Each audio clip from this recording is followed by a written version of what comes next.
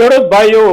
આજના એપિસોડમાં આજના વિડીયોમાં આપણે વાત કરીશું આપણી ઉપજ કપાસની। હવે કપાસ અત્યારે આપણે જોઈએ તો મોટા ભાગે આપણા ખેડૂત સમુદાય પાસેથી લગભગ ખાલી થઈ ગયો છે। તેમ છતાં પણ આપણા ખેડૂત સમુદાયનો એક વર્ગ અવશ્ય એવો હોય છે કે જેની પાસે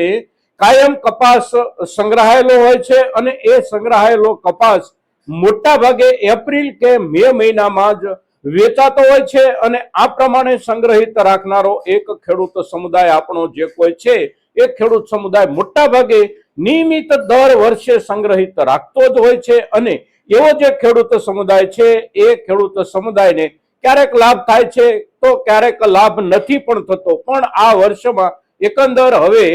લાભનો જે માહોલ તૈયાર થયો છે એ તૈયાર થયેલો માહોલ અત્યારે જે ટકી ગયો છે એ ટકી ગયા પછી હવે આગળના સમયમાં એટલે કે માર્ચ મહિનો પૂરો થઈ જાય, એપ્રિલ મહિનો આવે ને મે મહિનો આવે ત્યાં સુધી આ સ્થિતિ આપણી બની રહે કે કેમ સુધારા સાથેના ભાવોના લેવલની અને એ જે લેવલ સુધી પહોંચેલા આપણા ભાવો છે એ ભાવો ત્યાં સુધી પહોંચવા પછી એને ટકી જવા માટેના જે કાંઈ કારણો છે એ કારણો અત્યારના સમયે હવે મજબૂત થઈ રહ્યા છે કે નબળા પડી રહ્યા છે એની સંપૂર્ણ વિગત સાથે જ્યારે ચર્ચા કરીએ છીએ ત્યારે આજના આપણા આ એપિસોડમાં આ વિડીયોમાં આપ સૌ દર્શક મિત્રો અવશ્ય બન્યા રહેજો।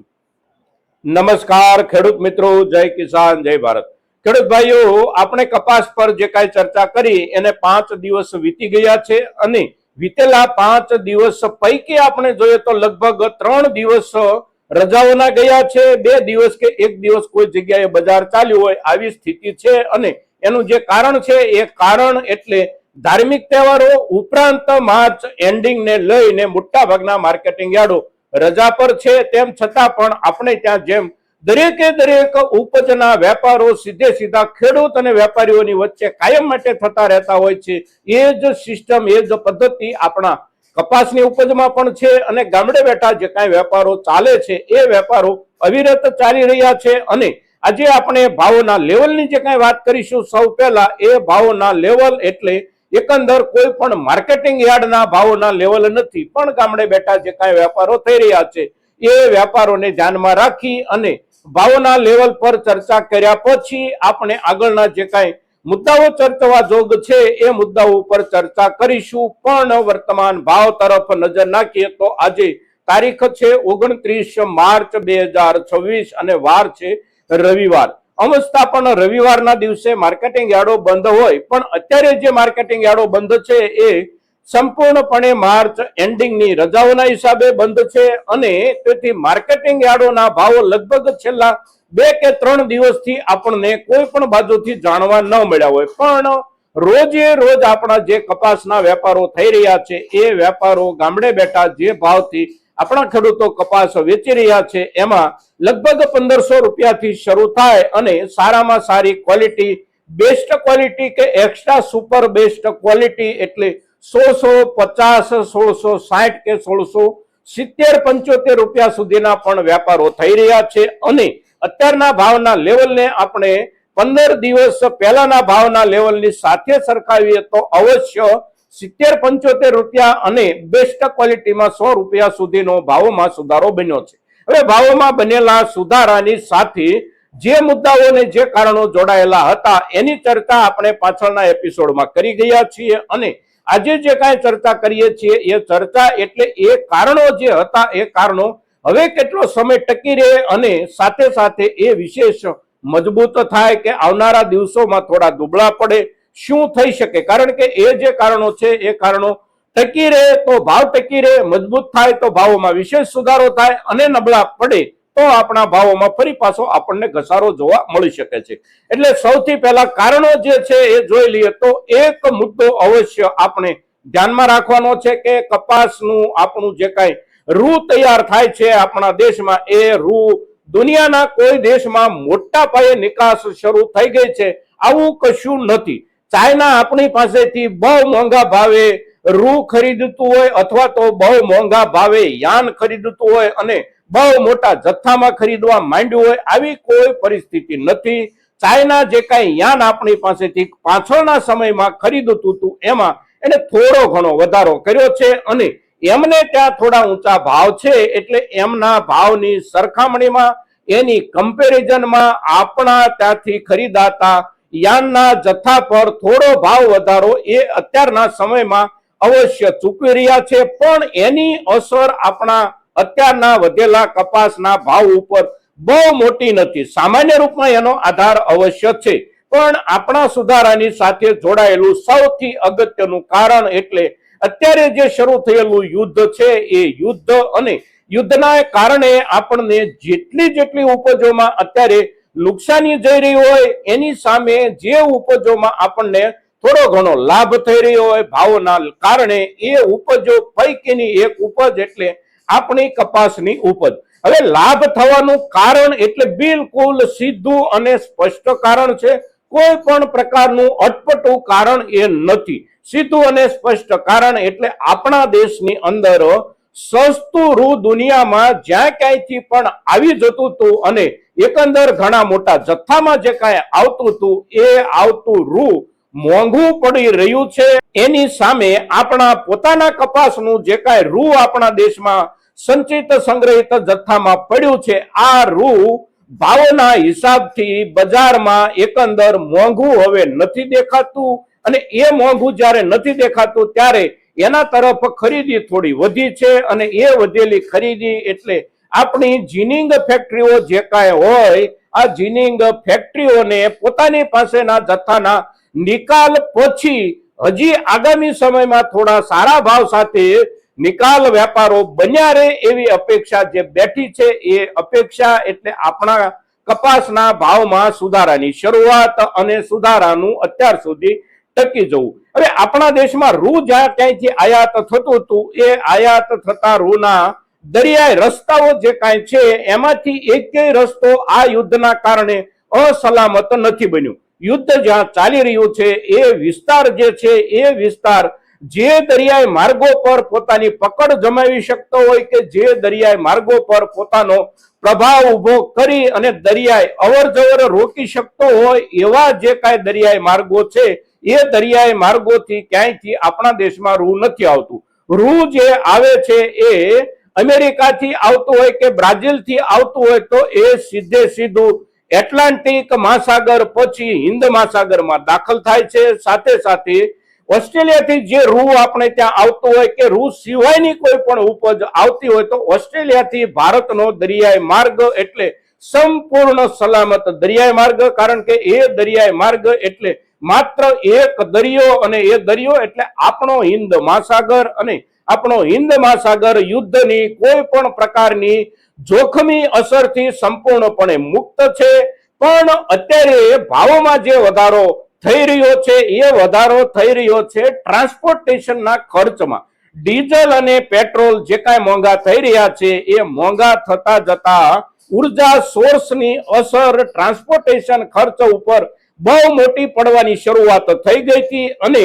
એકંદર આપણે જોઈએ તો આંતરરાષ્ટ્રીય બજારમાં બ્રેન્ટ ક્રૂડના ભાવ છેલ્લા 15 દિવસમાં લગભગ બમણા થઈ ગયા છે અને બમણા થઈ ગયેલા બ્રેન્ટ ક્રૂડના ભાવ એટલે ડીઝલની મોંઘવારી અને ડીઝલના આધારે જ દરિયાઈ વહાણવટું ચાલે છે એટલે ટ્રાન્સપોર્ટેશનના ખર્ચમાં મોટો વધારો થયો અને એ જે વધારો થયો એ વધારો યુદ્ધની શરૂઆતના દિવસોમાં કામચલાઉ લાગતો હતો, પણ હવે યુદ્ધ પણ એક સંપૂર્ણપણે સ્પષ્ટ ચિત્ર રજૂ કરતું જઈ રહ્યું છે કે આ યુદ્ધ નજીકના દિવસોમાં કદાચ નહીં અટકે અને યુદ્ધ હજી પણ થોડા દિવસો આ જ સ્થિતિમાં ને આ જ સ્વરૂપમાં શરૂ રહે તો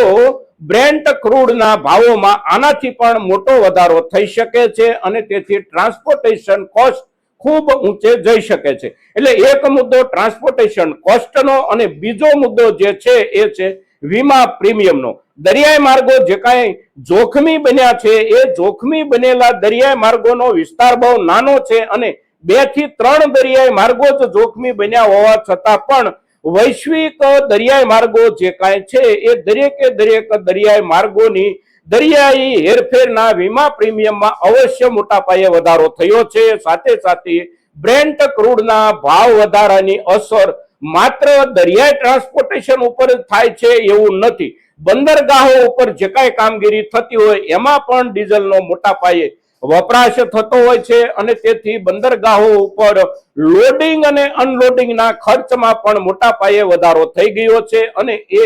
મોટા પાયે થયેલા વધારાની અસર એટલે આપણા દેશમાં આયાતી રૂ કોઈ પણ દેશમાંથી મગાવવાનું થાય, બ્રાઝિલમાંથી મગાવવાનું થાય તો પણ ભલે, અમેરિકાથી આવે તો પણ ભલે અને ઓસ્ટ્રેલિયાથી આવે તો પણ ભલે, એના ઉપર વધી ગયેલો ખર્ચ એટલે આપણા પોતાના રૂના જે બજાર ભાવ આપણે ત્યાં હતા એની વચ્ચે હવે કોઈ ફરક રહેતો નથી અને યુદ્ધની પરિસ્થિતિ અત્યારે જે રૂપમાં છે એની એ જ ભયંકરતા સાથે આગળના દિવસોમાં હજી બની રહે તો આનાથી પણ વધારે ખર્ચ લાગી શકે છે. કોઈ પણ આયાતી ઉપજ ભારતમાં લાવવાની પાછળ અને પડતર કિંમત રોજે રોજ ઊંચી જાય અને રોજે રોજ ઊંચી જતી પડતર કિંમત એટલે આપણી પોતાની ઉપજની સામે હરીફાઈમાંથી નીકળી જતી દરેક આયાતી ઉપજો આખરે આપણા દેશની ઉપજના આધારે આપણી જરૂરિયાત સાચવવાની રહે અને આપણી જરૂરિયાત જ્યારે આપણી ઉપજના જ આધારે સાચવવાની થાય ત્યારે ભાવોનું લેવલ અવશ્ય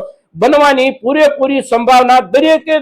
પેદાશોમાં છે. પણ આપણી જે સમસ્યા છે કાયમ માટેની એ સમસ્યા એટલે આયાતી ઉપજો અને આયાતી ઉપજો આપણી દરેક ઉપજના ભાવ ઉપર મોટામાં મોટો પ્રભાવ કાયમ માટે પાડતી રહી છે. એટલે રૂ જેમ ખર્ચાવ થયું છે એવી જ રીતે આપણો કપાસ એટલે કોમ્પ્લેક્સ ક્રોપ અને કોમ્પ્લેક્સ ક્રોપ હોવાના કારણે એની અંદરથી મળતો કપાસિયો પણ એકંદર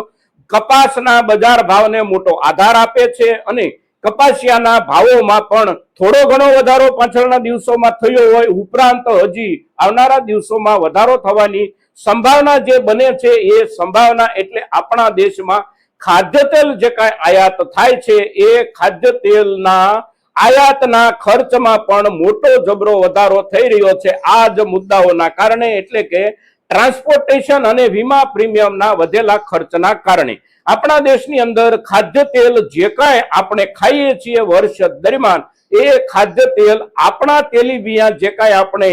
ઉપજાવતા હોઈએ ને એમાંથી મળતો ખાદ્ય તેલનો જે કાંઈ જથ્થો હોય એ જથ્થો એટલે આપણી જરૂરિયાતના 45% થી લઈને વધારેમાં વધારે 50% અને તેથી આપણે બહારના દેશો પાસેથી 50 થી 55% કે કોઈ વર્ષમાં 60% જેટલું ખાદ્ય તેલ આયાત કરીએ છીએ અને આ વર્ષમાં ખાદ્ય તેલની આયાતની જરૂરિયાત લગભગ 60% જેટલી રહેવાની સંભાવનાઓની શક્યતાઓ જે કાંઈ પાછળના સમયગાળા દરમિયાન દેખાતી હતી એ સંભાવનાઓના આધારે આપણા દેશમાં અત્યારે હવે આયાતી ખાદ્ય તેલો પણ પડતરના હિસાબથી જ્યારે ઊંચા જઈ રહ્યા છે ત્યારે આપણા કપાસિયાને પણ એનો આધાર મળી રહ્યો છે અને કપાસિયાને જે આધાર મળી રહ્યો છે એ આધારની પાછળનું કારણ પણ ટ્રાન્સપોર્ટેશનનો વધેલો ખર્ચ અને વધેલા વીમા પ્રીમિયમ એટલે કપાસિયો પણ થોડો ઘણો આગળ જઈ રહ્યો છે અને દુનિયાના દેશોમાંથી રૂ આવવાની શક્યતાઓ રોજે રોજ ઓછી થઈ રહી છે અને અત્યારે જે લેવલ પહોંચી ગયું છે ખર્ચનું એ લેવલના હિસાબથી જોઈએ તો બહારથી આવતું કોઈ પણ રૂ આપણા પોતાના રૂ કરતા મોંઘું સાબિત થઈ રહ્યું છે એટલે હવે આપણા રૂની જરૂરિયાત આપણા દેશને દેખાવા માંડી છે. ટૂંકમાં આપણા ભારતના ખેડૂતની જે કાંઈ ઉપજ છે એ ઉપજની કિંમત એ ઉપજનું મૂલ્ય હવે દેશને અત્યારે એટલા માટે સમજાઈ રહ્યું છે કે ખરેખર આખી દુનિયામાં ક્યાંય પણ ગેરવ્યવસ્થા ઊભી થાય તે સમયે તે દિવસે ભારતનો ખેડૂત અને ભારતની ખેતી જ આપણા દેશની જરૂરિયાતને સાચવી શકે છે અને ભારતના ખેડૂતની ખેતીની જે કાંઈ ઉપજો છે આ ઉપજો જ આપણા દેશના જીવન તંત્રને ચાલતું રાખી શકે છે. પણ બહારથી ક્યાંયથી જો સસ્તું મળતું હોય તો તરત લઈ આવવું અને આપણા દેશના ખેડૂતને ધક્કો મારી દેવો આ નીતિ આ પોલિસી આખરે આવા સમય જ્યારે આવે ત્યારે ખુલ્લી પડી જાય છે અને ખુલ્લી પડી જાય ત્યારે આપણને એનો ભાવ લાભ મળે છે. પણ તેમ છતાં સરકારો ક્યારે સુધરવા તૈયાર હોતી નથી અને સરકારો જ્યાં સુધી ન સુધરે ત્યાં સુધી આપણા ખેડૂત સમુદાયને લાભ જ્યારે થતો હોય ત્યારે આવા જ પ્રસંગોના કારણે લાભ થાય છે. અન્યથા સામાન્ય સ્થિતિમાં આપણે જોઈએ તો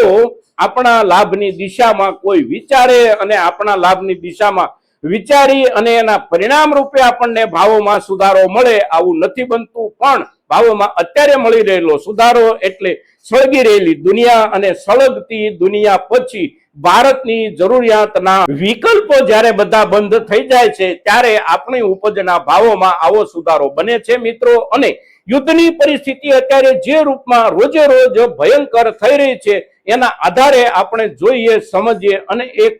સામાન્ય મૂલ્યાંકન કરવાનો પ્રયાસ કરીએ તો આ જ્યાં સુધી ચાલતું રહેશે ત્યાં સુધી તો આપણા કપાસના ભાવ હોય કે આપણા કોઈ પણ તેલીબિયા ઉપજના ભાવ હોય એ ભાવોમાં ઘટાડાની સંભાવનાઓ બિલકુલ બંધ થઈ ગઈ છે. કારણ કે બહારથી જે કાંઈ આવે છે એ આવતું એટલું બધું મોંઘું પડી રહ્યું છે કે આપણા દેશની આપણી પોતાની ઉપજને ખરીદ્યા વિના રાષ્ટ્રના બજારને છૂટક્યો નથી મિત્રો. એટલે આ યુદ્ધ જે છે એ યુદ્ધના કારણે આ પરિસ્થિતિ નિર્માણ થઈ છે અને નિર્માણ થયેલી પરિસ્થિતિનો આધાર એટલે આ યુદ્ધ કેટલો સમય ચાલે અને કેટલું અસરકારક બને એના આધારે આપણા કપાસના વધેલા ભાવ ટકી રહી જઈ શકે છે, આગળ પણ વધી જઈ શકે છે, ખૂબ આગળ વધી જઈ શકે છે. સાથે સાથે પરિસ્થિતિ સામાન્ય બની જાય અને બહુ ઝડપથી પરિસ્થિતિ સામાન્ય બની જાય તો ભાવોમાં નરમી પણ બની શકે છે મિત્રો. પણ અત્યારે મુદ્દો એટલે માત્ર ને માત્ર આયાત ખર્ચમાં થયેલો વધારો, બંને ઉપજોમાં, એક રૂ અને બીજું તેલીબિયા મિત્રો. તો આપણા કપાસની ઉપજ પરની આજની આપણી જે ચર્ચા છે આ ચર્ચા એટલે આપણા કપાસ સંગ્રહિત સંચિત રાખી અને બેઠેલા ખેડૂતો માટે ખૂબ અગત્યની અને મહત્વની ચર્ચા છે મિત્રો. તો મહત્તમ ખેડૂતો સુધી આપણી આ ચર્ચા પહોંચે એને માટે આપ સૌના પ્રયાસોની અપેક્ષા સાથે જય કિસાન, જય ભારત.